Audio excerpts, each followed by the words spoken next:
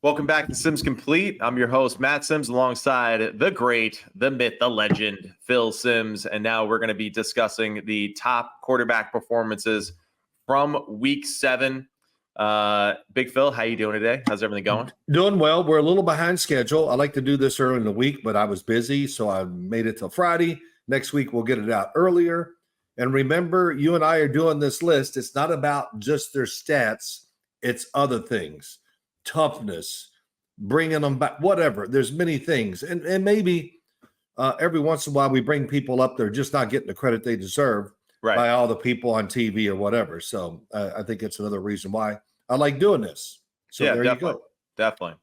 All right. Well, hey, before we get all into the nitty gritty, all right, it's time for our little ads here, Big Phil. Basketball fans, it's that time of year again. The NBA is back from opening tip-off to the buzzer beaters. BetOnline has you covered with the best odds, biggest promotions, and live in-game betting on all your favorite teams. This season, every game matters. BetOnline has every stat, matchup breakdown, live odds to bet on during the game. And it's not just the NBA. BetOnline has odds on everything from football, MLB playoffs, NHL to political props.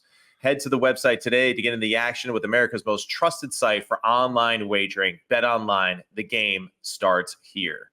All right, so Big Phil, let's get to it. Okay. Your first honorable mention is? My first honorable mention is Drake May, New England Patriots. Drake May. Congratulations, Drake. You made Phil's list. Well, yeah. You got the stats? You want me to do it? I can do the stats for you. All right, go ahead. I got them, but go ahead. You go with it. Oh, well, if you got them, then you go ahead and you got it. All right. Well, Drake May was 26 of 37, 276 yards, 2 touchdowns, no interceptions, 18 yards rushing. And one of the reasons why I put him in there, one, there is a spotlight, the early game over in London this past week, but the presence that he had on the field and the power throws down the field. Did he miss some easy throws and all that? Yes, he did. He, more than you probably would like to see, but I don't care. I was looking at, there's a lot to build on with him right there. And I think the play when I was watching the game, he's got to be on the list. Just, we got to talk about him a little bit. Right. Is when he threw that ball down the middle to Osborne for the 22-yard touchdown. Very good throw. Yeah, really good throw. I mean, big time NFL quarterback throw. And New England, they have to be excited about what they've seen these last 2 games from Drake May. Yeah, and I agree with you. And I think, what's disappointing about this football team right now is that when Drake May is your leading rusher in the football game, I don't know if you're going to be winning a lot of games. And this was a must-win game for Jacksonville while New England is still kind of finding their way. But I was really impressed with Drake and just, again, let's discuss it. We love those morning games in London. I can't lie. It's just a great, I don't know what it is about it, but those 9:30 starts I love. But Drake, he looked comfortable. His athleticism is very apparent as soon as, he starts moving and throwing. And he's a little bit of an anomaly, though, too, in a sense that the further the throw is, the better he is. The shorter the throw is, the worse he is. But I guess that's a good trait to have in the NFL, to be really good at the power throws, the deep throws, and then work your way back into the possession stuff. Yeah, that's a great thing you brought up there. It is true. When he can just really let it go. Yeah. On the run. That's the other thing we talked about when he was coming out of college. Right. And look, I'll give him more credit. We were probably hard on him, coming out in college, picking it apart a little bit. Some of the throws, why he got caught, why he missed people. But his biggest supporter was Tim Hasselbeck, I guess, did some North Carolina games last year. Right. And, man, he would almost, turn red, like, this guy's got it, So I admire that. If you like him, then, spit it out there. But overall, just really good stuff. And when I see it, Matt, he's kind of made for New England. Big, strong, can move around now. That helps him. But you know how it is up there in the Northeast. Most of the time you're going to have 6-7 games where weather's going to be an issue. And he looks like one of those quarterbacks can fight through weather. Okay, that's good. Okay, go ahead. Anything else? No, it's great. I think we did a good job covering it. I'm excited to see just where he goes from here, and still happy that they chose to not start him from the beginning, let him see the game. And I think we're going to get a better product and better football player because of that, because they sat him for just that time period. Listen, I've said this. You definitely can learn and get more comfortable as a quarterback, young quarterback, standing on the sideline, watching the game. Yeah. And as you watch it, you just go, oh, okay. Hey, I think I can do this. You know, Right. It's going to work out. All right. My other honorable mention real quick is, Russell Wilson. Nice. 16 Good for to 20. you, Big Phil. Yeah, I had to do it. I mean, Yeah.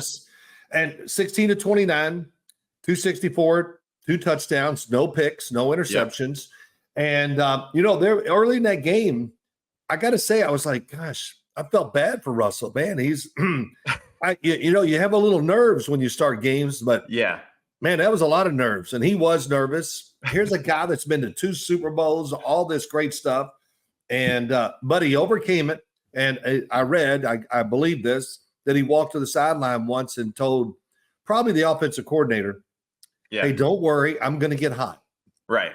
I mean, so if he said that, that might have been, okay, I feel better. Let's go. Yeah. But the big throws down, I just realized George Pickens, he plays for Pittsburgh.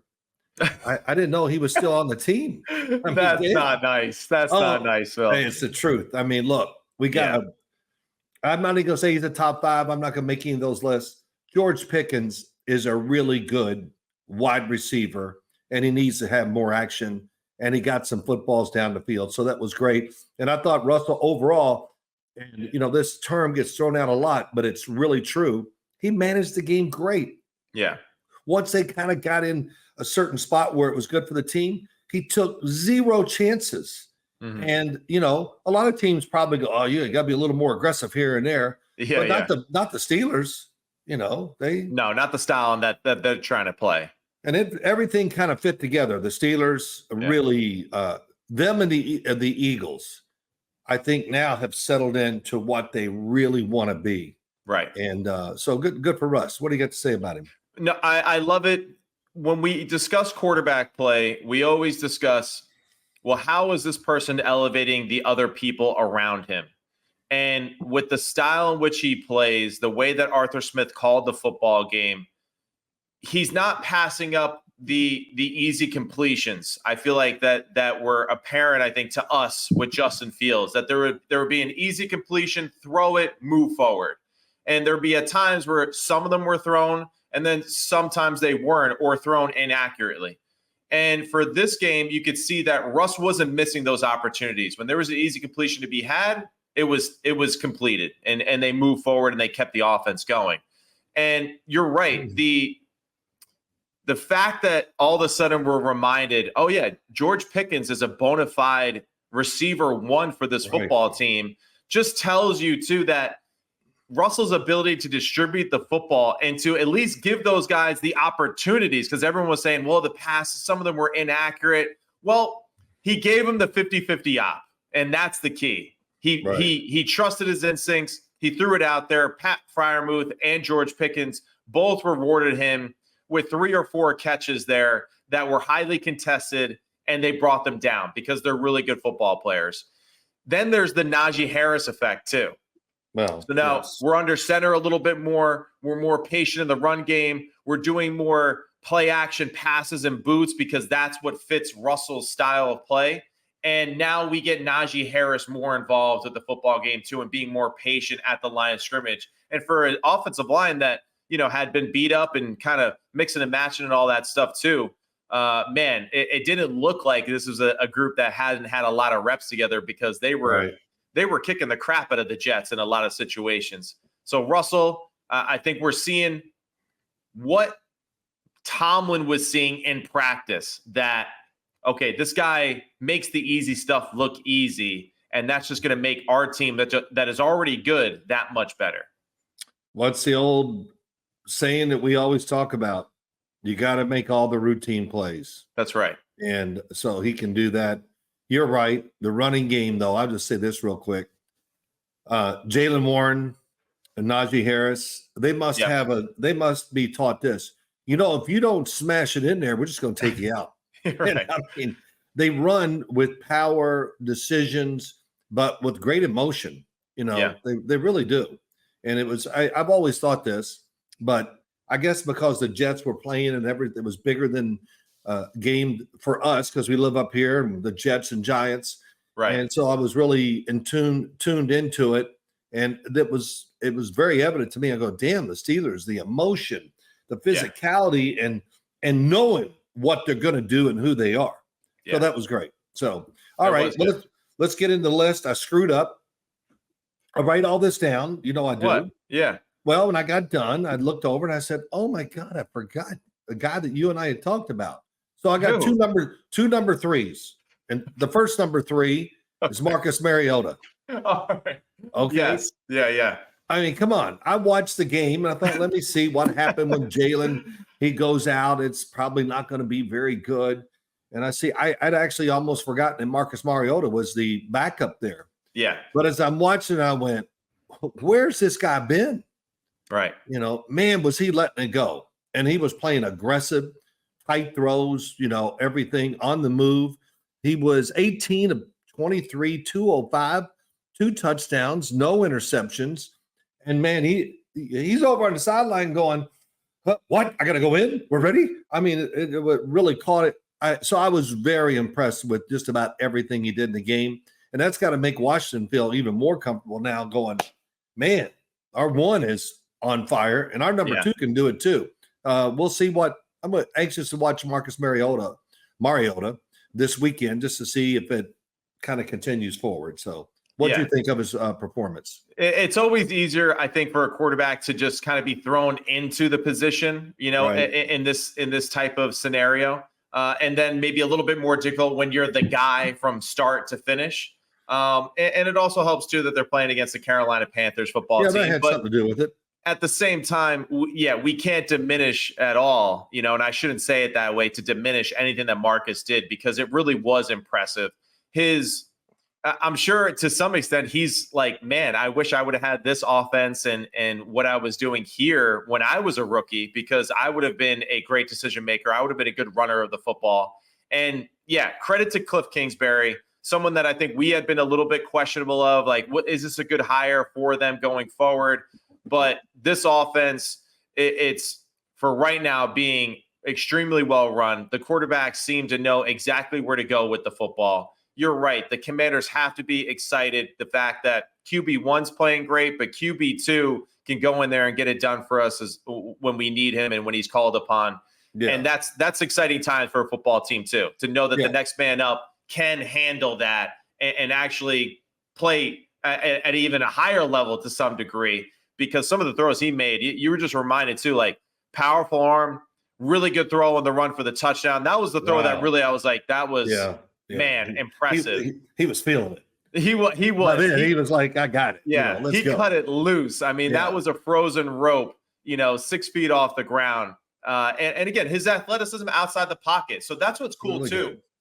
You have a quarterback that the backup and the starter have similar traits. Where with a lot of rosters, we see that is not always the case, where the starter is one style, the backup is maybe more traditional or whatever. Yeah. And in this case, they got two guys that they don't have to slow down anything what they do offensively. So I love that pick, big guy. Yeah. Good. And Cliff Kingsbury's just telling everybody to shut up. Shut your ass up. Because he's good for him.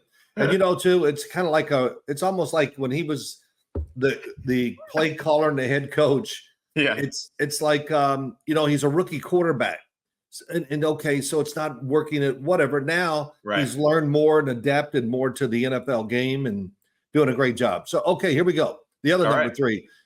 I don't know if I picked him, Gino Smith. I had to bring him up. I guess a lot of it has to do with this. I just get tired of hearing, well, he's a franchise quarterback. Let's get over it. And he's tough. He's big. He moves around. And the reason I picked him, he was 18 of 28, 207 yards, 2 touchdowns, 15 yards rushing. But he took so many hits. Yeah. And it was so tough and rough that he still, got it done in a really rough environment. Right. And but it's the downfield throws too. He's taken one to the face and he's throwing a 15 or 20-yard crosser, and he puts it right on the money. And I got to tell you, Atlanta, they were all over the receivers in a lot of those throws. He just put the ball in the perfect spot. So, Gino, good for you. And please, everybody, quit talking about, well, they need to draft another quarterback next year. You know what? Hey, he's in the prime of his career. Let's get over that. But go ahead. What do you think? And let's remind everybody, too, the prime of everyone's career, even, too, with last night with Matthew Stafford in the Los Angeles Rams. The prime of quarterbacks' careers now, it could be anywhere from 25 all the way to, your late 30s now, 40. Yeah. So that's where for the Gino thing, it just no one will ever get over the narrative of like he was failed with the Jets, the Giants, all this kind of stuff. And no one can ever get over those things. But super talented. You're right. The touchdown throw to DK Metcalf over the middle, very similar to Marcus Mariota, just like power, accuracy. He had, a window this big to fit it in, and he got it done. And that's what's so special about Gino.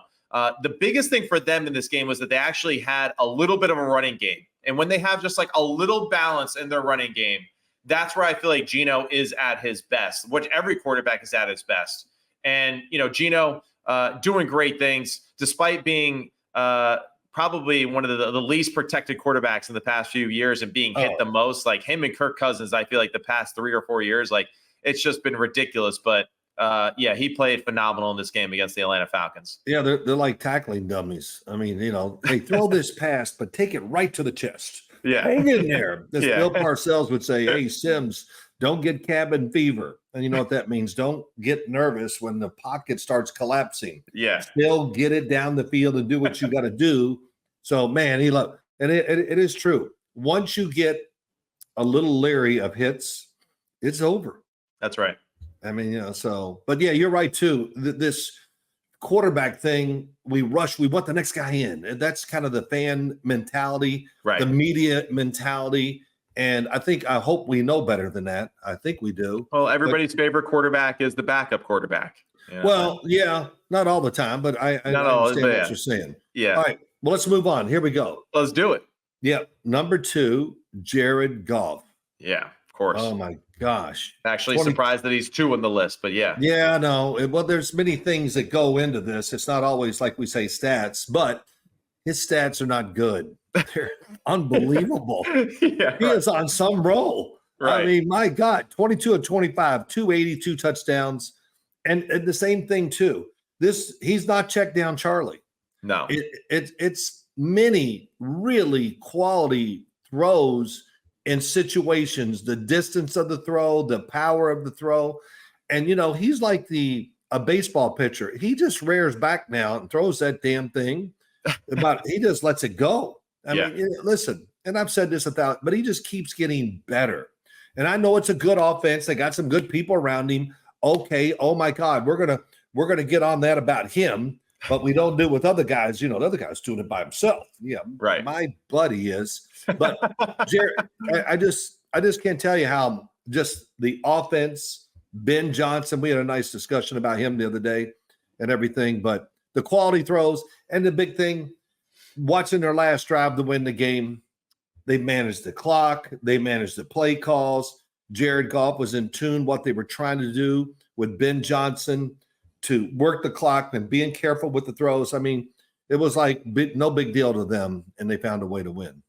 Yeah, it really just stems to like his presence in the pocket, the subtle movements that he makes. Yes, his fearlessness in the pocket is good tremendous, and the guy is throwing the ball as accurately as anyone is down the football field. And, that's where I feel like I give him a tremendous credit too, because that's something that, his career, of course, there's been some ups and downs, but this guy is playing the best football of his life right now.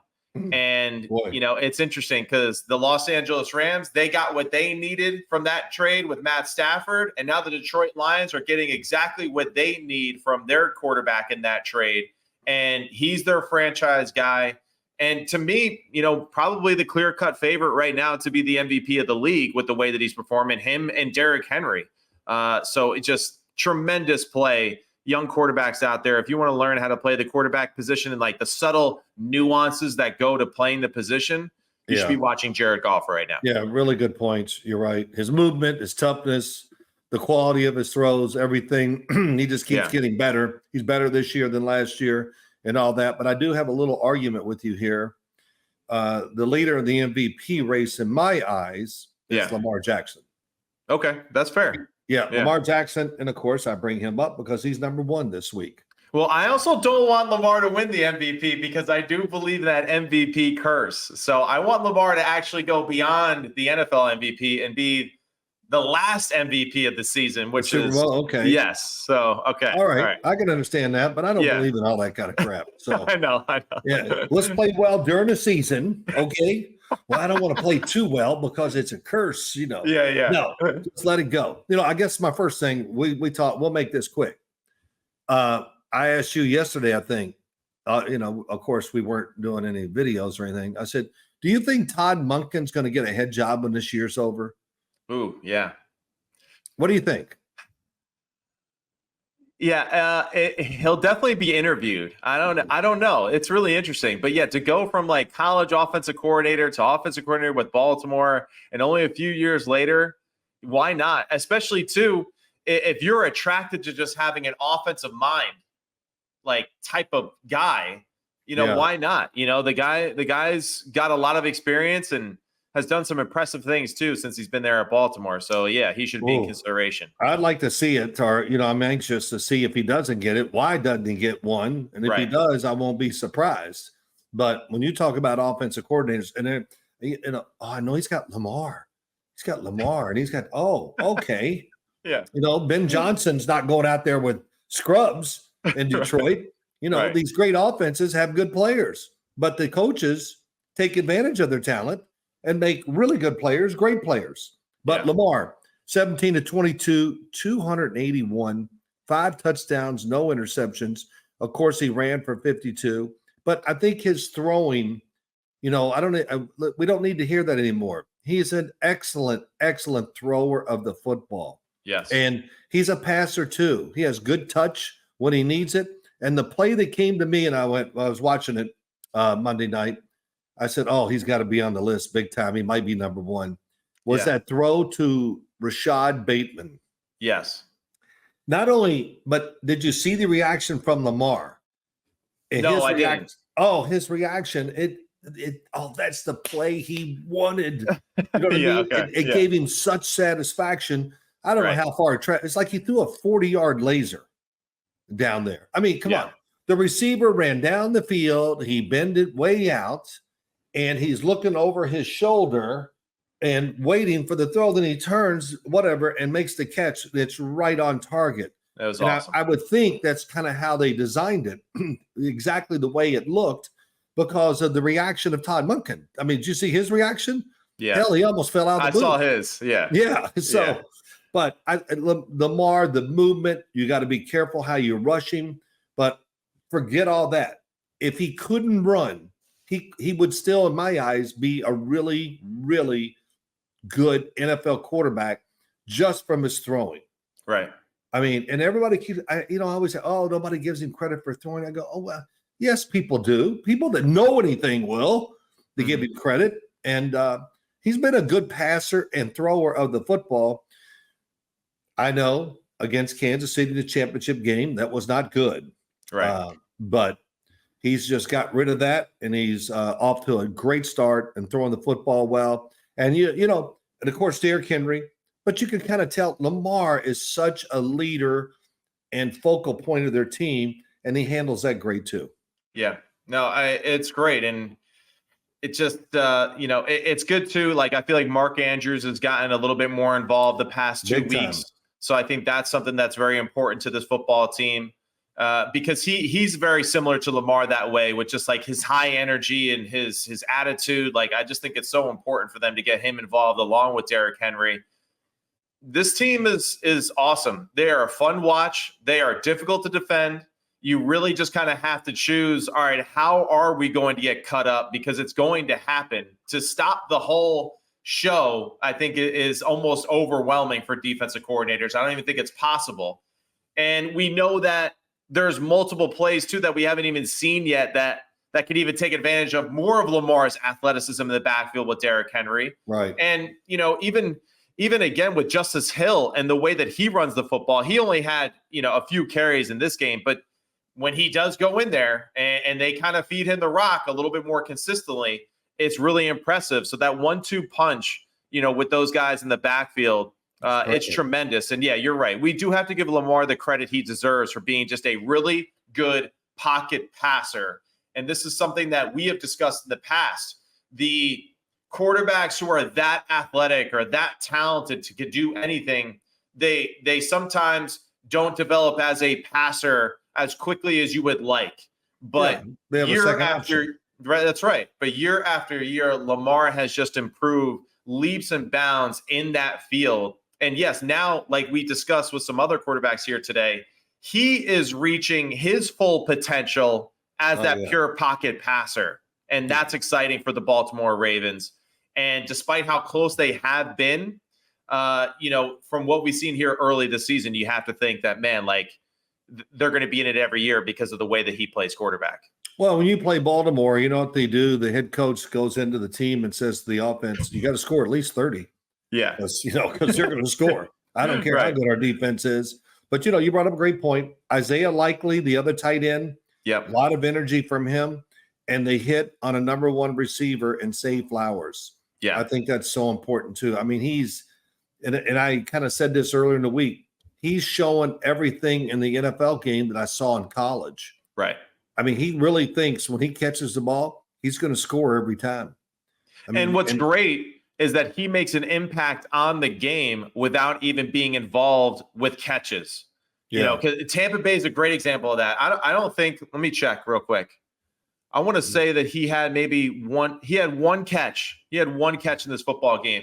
But there was multiple plays where guys like Mark Andrews, hitting the big deep in cut. Well, why is that area of the field so open? Because Zay Flowers and Bateman are taking the top off the defense, and they're leaving this huge vacant spot in the middle of the field. So his speed is a weapon for this football team. And some days he's gonna be feasting, and other days he's gonna be the decoy while everyone else has success around him. Baltimore is really, and I'll end with this. They're just an interesting team with John Harbaugh. The way he reacts to the team and his calmness and whatever. And you can tell the team loves him, and he's got the perfect team for him, and he knows how to change or whatever and be the right person for the football team. I mean, it's like nobody complains down there, and they're all happy with their role, and they're not worried about all their stats. It's I don't know if everything I'm saying there is like really true, but that's the feeling I get. Yeah, I know. I watch them on TV. Yeah. And even on film. It's harder to show it on film sometimes, but you can see that they're together. There's no crying, I need the ball more. Oh, I mean, come on. Justice Hill, when he gets the ball, he's so happy. He's like a shot out of a cannon. Right. He caught that screen pass, and I go, oh my God, how fast is he? So I think he had one rush, but the screen pass he caught. So, but the whole team, Baltimore, to me, right now, they're the best looking team in the NFL. I know it's early, but man, they got it going. And I just keep waiting every single week for one thing, the defense to kind of just show who they can be. Right. It's just not playing as well as I expected, I guess. And I think that'll start coming around too. New coordinator. So different words, and they still got a lot of talent on that side of the football. So that's our quarterback stuff for the week, right? We're done there. Yes, sir. And I'll listen to you on Saturday. Well, that's tomorrow. Damn. Yeah, damn, boy. Yeah, you're working all those games up in ESPN and all that. And we'll talk Monday and talk about the Giants and the Jets. And hey, I just want to remind everybody, all right, real quick, that melon hats, the durability, the comfort and fit, the sizing, they even fit Big Phil's big skull. And you don't have to say that every time you talk about them. I know. I'm just teasing. It's good. Tease me all you want. It's good. The good thing is that they're durable, they're machine washable, they're good. They have stuff for like the workout hats, right? So you go out there, you sweat, all that kind of stuff. They last a long time, but they also have a thermal hat too that comes out for for the winter time. So if you need to stay warm out there in that tailgating season, get their thermal hat, keeps you warm, keeps you active out there in the parking lot as you're tossing footballs, pretending about how you used to play and all that kind of stuff with your boys. But yeah, that's Melon Hats. That's MELIN.com. Go to melon.com and put the test, and put it to the test yourself with how durable these hats are. So Big Phil, that's all we got for today. All right. That was a great list.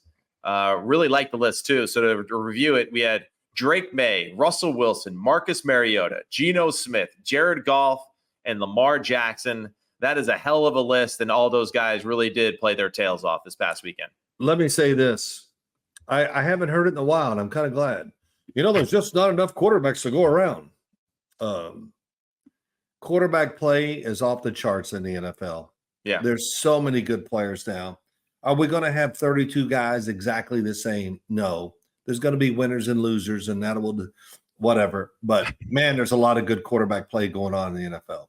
Yeah, and there we were. What did we see last night? Yeah.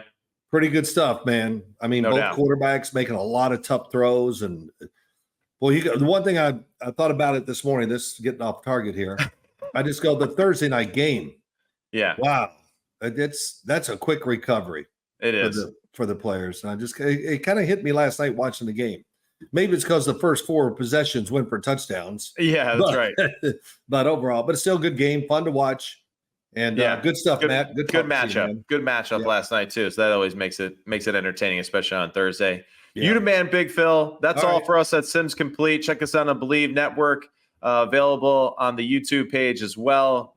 Follow us, write a review, whatever you got to do. All right, and then hey, when in doubt, call Big Phil. All right. There you go. I'll answer. That's right. All right. That's all we got for Sims Complete. We'll be back next week. See ya.